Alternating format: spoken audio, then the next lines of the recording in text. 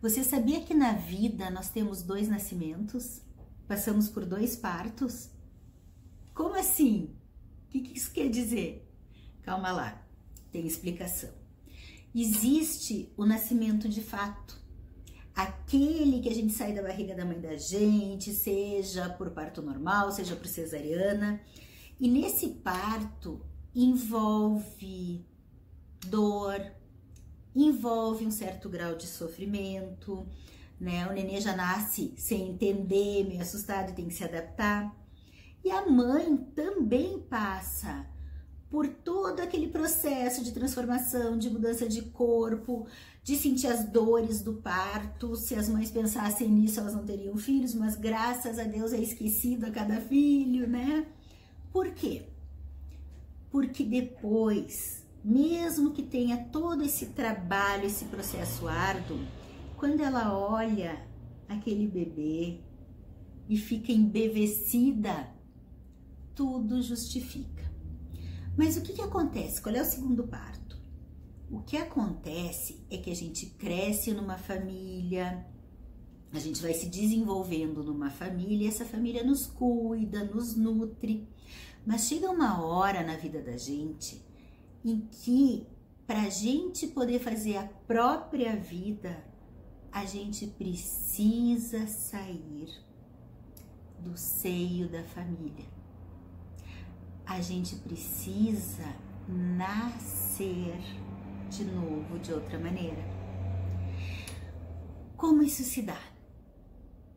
A gente precisa fazer todo um trabalho de parto, toda essa gestação, e se construindo e traçando objetivos e se independizando, saindo do seio da família. Aliás, a gente fala em terapia sistêmica que a gente tem que sair da barriga da família para poder nascer para o mundo.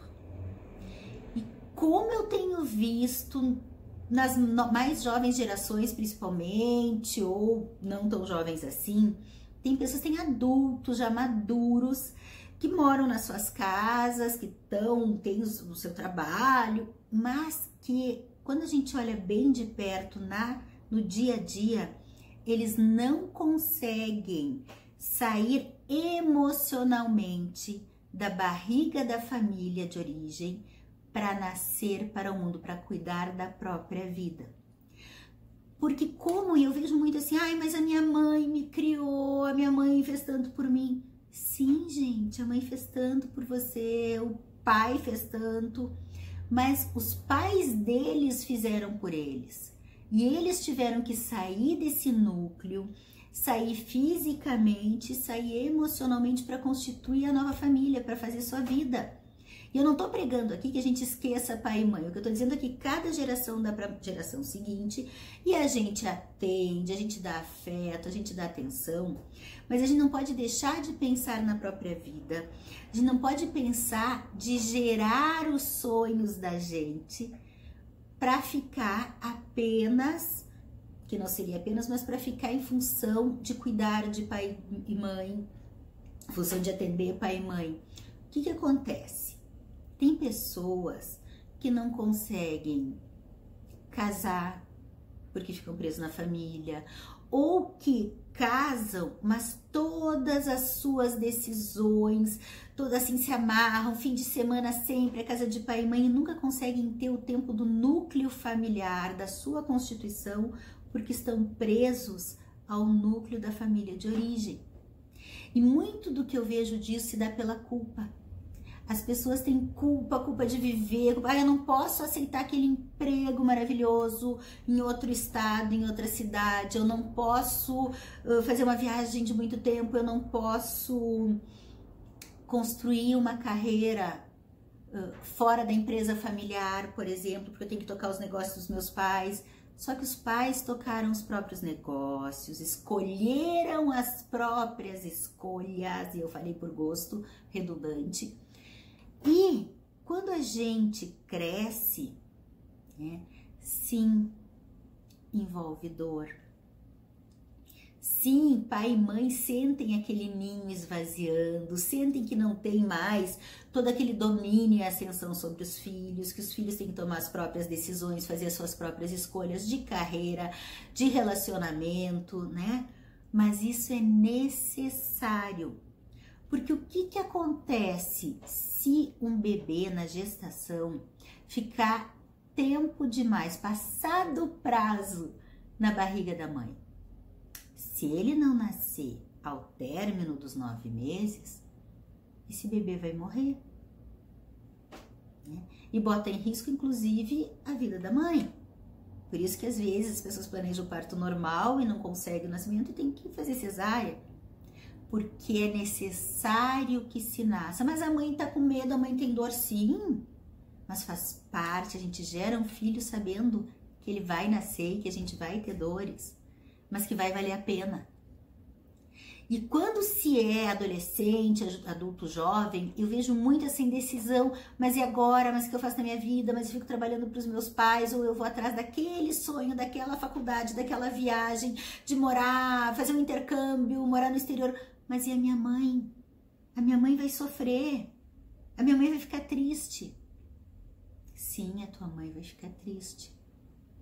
Mas é o trabalho de parto necessário para que você nasça para a vida adulta, para a sua vida, porque até então está vivendo a vida de filho ou de filha, no colo de pai ou de mãe. E sim, esse parto é um parto que não envolve sua mãe, envolve pai, envolve irmãos.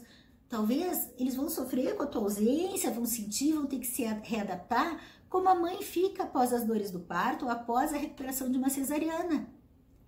Mas se cada pessoa não faz o seu trabalho de parto, apesar das dores que geram na mãe, no pai, no filho, nos irmãos, mas que sabe que é para uma vida própria, para um crescimento, para fazer esses sonhos, para nascer para a sua própria vida, para a sua própria família, para os seus próprios sonhos, sabe como é? O nenê morre na barriga da mãe. A gente não passa a existir na barriga da família. Então, sim, fazer todo aquele caminho, sair da barriga, desce o canal, né, para sair o bebê, dilata, o nenê se comprime, dói, mas ele vem para a vida, para a luz, ele respira e aí ele pode se desenvolver saudável, feliz, com as dificuldades que tem na vida, que todos temos, desde criança, mas com tanto para aproveitar e com tanto para construir. Então, esse é um assunto que renderia muito mais. Mas agora, a partir de uma conversa que eu estava tendo hoje, eu tenho até que dizer o nome da colega, que ela é ótima, a gente estava conversando sobre isso, o nome dela é Jaqueline Bins, tem que te dar também os créditos, Jaque, porque a gente estava falando muito nisso. Como a gente vê adultos ainda infantilizados, ainda sem poder viver as suas vidas, porque eles têm medo de causar a dor do parto nas mães. E quando não causa essa dor na barriga da família, não faz essa passagem, existe uma morte, sim. A morte dos sonhos, a morte dos planos. Eles vão estar vivos, sim, mas vivendo uma vida que não nasceu. Vivendo uma vida que às vezes nem é deles, é que sonhava. E quando chegarem lá no fim da vida, e às vezes pensam o que eu poderia ter feito, o que eu gostaria de ter feito, né? Talvez fiquem com grande peso do que gostariam de ter vivido e não viveram. Isso é uma coisa bem interessante para a gente pensar e continuar em outros vídeos, quem sabe. Meu nome é Daniela Salgado, eu sou psicóloga, terapeuta de casais, de família e sexóloga.